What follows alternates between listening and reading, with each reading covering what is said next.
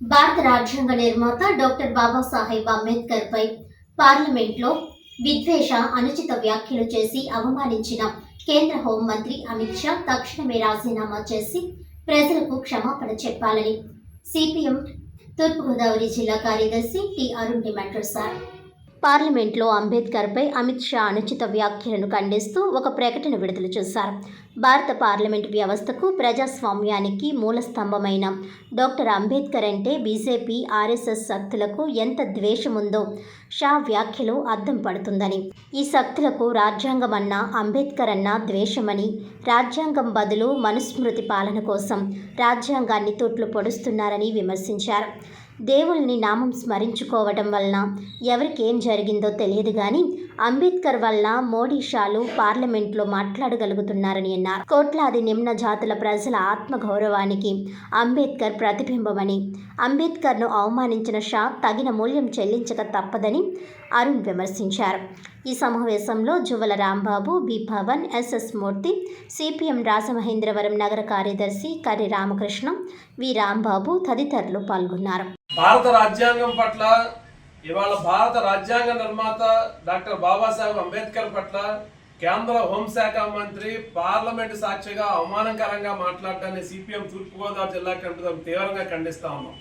ఈ దేశంలో భారతదేశ ప్రజాస్వామ్య హక్కుల కోసం, దళితులు, అట్టడుగు తరగతుల హక్కుల కోసం యావత్ జీవితం కృషి చేసినటువంటి మహనీయుడు భారత రాజ్యాంగ నిర్మాత డాక్టర్ బాబాసాహెబ్ అంబేద్కర్ పట్ల కేంద్ర హోంశాఖ మంత్రి అనుచిత వ్యాఖ్యలు చేయడం సరైనది కాదని చెప్పి సిపిఎం పార్టీ తీవ్రంగా ఖండిస్తూ ఉంది. ఇవాళ ఈ దేశంలో సార్వభౌమాధికారం నిలబడిందన్నా, ఈ దేశంలో వాక్ స్వాతంత్రం ఉందన్నా, సభా స్వాతంత్రం ఉందన్నా, ఇవాళ అమిత్ షా గారు పార్లమెంట్లో నిలబడి మాట్లాడడానికి అవకాశం వచ్చిందన్నా అది భారత రాజ్యాంగం కల్పించిన హక్కుల ద్వారా వచ్చింది. ఆ భారత రాజ్యాంగాన్ని నిర్మాతల్లో ముఖ్యమైనటువంటి వ్యక్తి డాక్టర్ బాబాసాహెబ్ అంబేద్కర్ అనే విషయాన్ని ఇవాళ బీజేపీ, ఆర్ఎస్ఎస్ గుర్తుంచుకోవాల్సిన అవసరం ఉందని చెప్పి కూడా చెప్పదలుచుకున్నాం. అంతేకాదు ఇవాళ భారతదేశంలో భారత రాజ్యాంగాన్ని సమూలంగా ధ్వంసం చేసి ఇవాళ ఆర్ఎస్ఎస్ చెప్తున్నటువంటి మనుధర్మ సిద్ధాంతాన్ని ఈ దేశంలో ప్రవేశపెట్టాలనేటువంటి ఆర్ఎస్ఎస్ లక్ష్యం ఏదైతే ఉందో దానికి అనుగుణంగానే ఇవాళ భారత పార్లమెంట్లో అమిత్ షా అంబేద్కర్ పట్ల అవమానకరంగా మాట్లాడాడని చెప్పి కూడా మేము ఖచ్చితంగా చెప్పగలుగుతున్నాం. ఎందుకంటే డాక్టర్ బాబాసాహెబ్ అంబేద్కర్ ఈ దేశం ప్రజాస్వామ్యంగా ఉండాలని కోరుకున్నాడు. ఈ దేశంలో ప్రజలందరికీ ప్రాథమిక హక్కులు ఉండాలని కోరుకున్నాడు. ఈ దేశంలో ప్రజలందరికీ ప్రజాస్వామికమైనటువంటి వాతావరణం ఉండాలని కోరుకున్నాడు. అట్లాంటి దానికి భిన్నమైనటువంటి మనుధర్మ సిద్ధాంతాన్ని ఆయన తగలబెట్టాడు. అందుకనే ఇవాళ ఆర్ఎస్ఎస్, బీజేపీకి డాక్టర్ అంబేద్కర్ పట్ల అంత తీవ్రమైన అక్కసు ఉన్నది.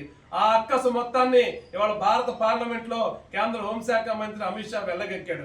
అందుకనే సిపిఎం పార్టీగా డిమాండ్ చేస్తా ఉన్నాం, ఇవాళ భారత రాజ్యాంగ నిర్మాతను అవమానకరంగా మాట్లాడినటువంటి అమిత్ షా పార్లమెంట్లో రాజీనామా చేయాలి.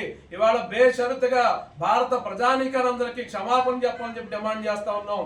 భారతదేశ ప్రజలు, భారతదేశంలో ప్రజాస్వామికవాదులు, ప్రజాస్వామ్య హక్కులు కావాలని కోరుకునే వాళ్ళందరూ కూడా ఇవాళ భారత పార్లమెంట్ సాక్షిగా అంబేద్కర్ పట్ల అవమానకరంగా మాట్లాడిన అమిత్ షా రాజీనామా కోసం ఆందోళన చేయాలని చెప్పి కూడా సిపిఎం పార్టీ ప్రధానికాన్ని కోరుతా ఉంది.